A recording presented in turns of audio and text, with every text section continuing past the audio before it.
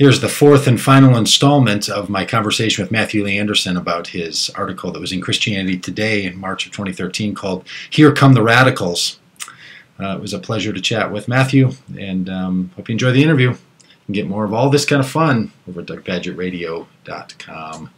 Yeah, and I think what you're raising, and I think is so important, is it's one thing if someone owns that and they say, look, the people that I'm connecting with and the kind of cultural circumstance I'm in, the audience that I have, they have a particular calling on their life by God to live in a unique way. And then it's something different to say, what I'm saying to you is the universal truth of what all people should do for all time. And I've uncovered that and delivering it to you afresh, and it fits everyone equally the same. So right, I'm a little more generous with, people that are like, look, this is who I run around with. I'm trying to figure this out the very best I can.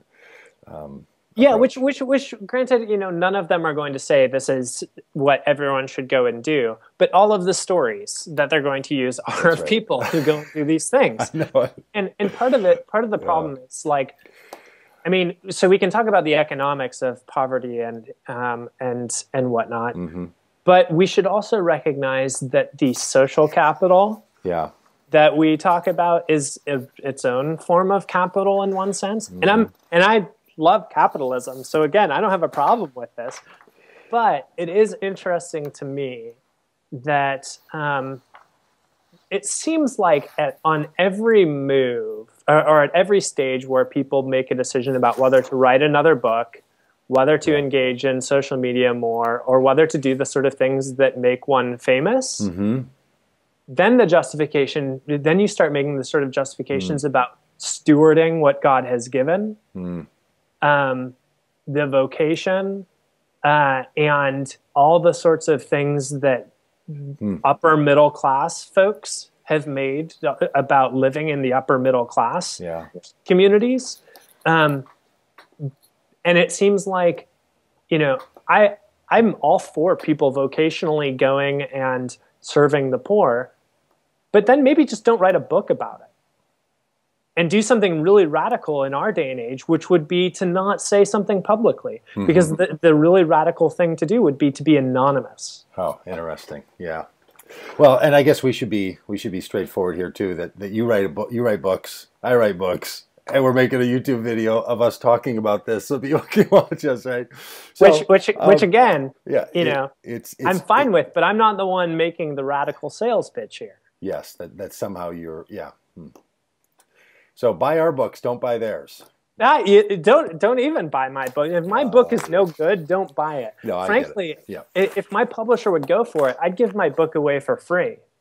Right. Yeah, I've been through those conversations with my publishers over the years too, and all kinds of things. I didn't make any money off books and everything. And it is a complicated way to be a public Christian in our world. So people might not know that you live in C.S. Lewis's home in Oxford, and you're a C.S. Lewis and Chesterton nerd. And those guys are interesting, right? Like for you, someone like that who, they're not my brand of faith, but what they did was to talk on all topics that they thought mattered, right? I mean, from, great quotes of politics and social development to kids' stories and, they probably wrote cookbooks for all I know. I mean, both of those guys were very public, and they were public in a useful kind of way, right? And so when someone seeks to be public in a useful kind of way, that raises a certain level of critique and conversation that's required. And the 21st century means you're going to be caught in a conversational feedback loop that maybe other periods in the past and the future didn't require.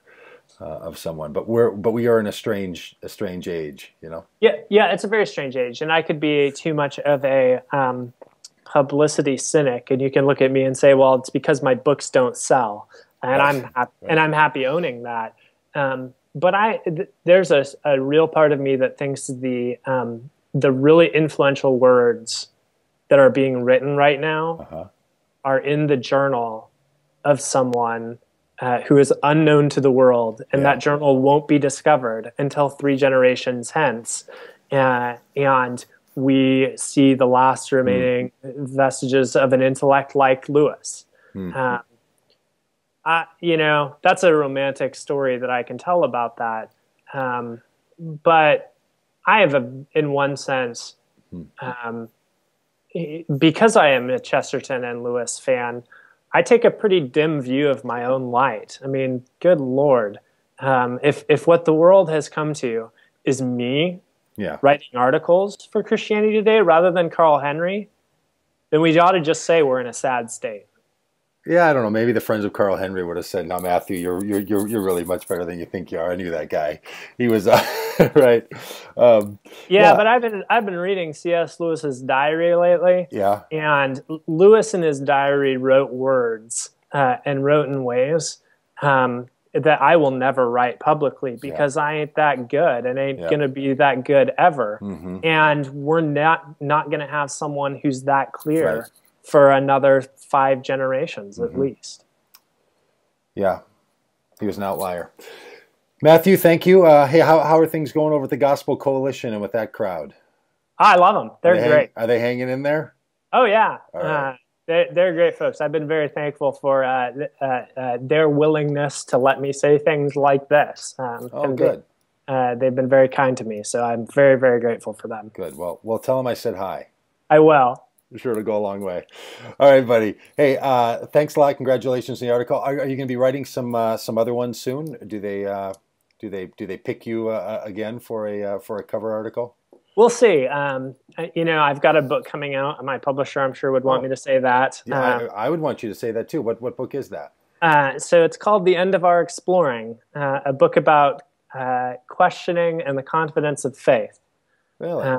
It's an exploration of what it means to question well, which is to say, not necessarily doubt, because I think doubt and questions are different and I make that case.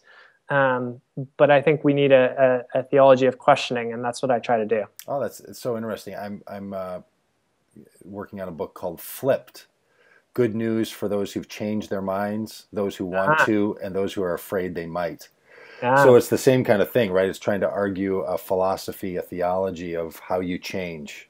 And what do you do and how do you understand yourself in a world when you used to be the person that now you wouldn't want to spend an afternoon with? Well, if we can talk more at some point, my hope will be to talk you into writing a book at some point in the future on how to flip back. Flip-flopper. I'm going to be a flip-flopper. That's great. I'll have that. I will certainly write that. All right. Hey, thanks a lot. Congratulations. Thank you.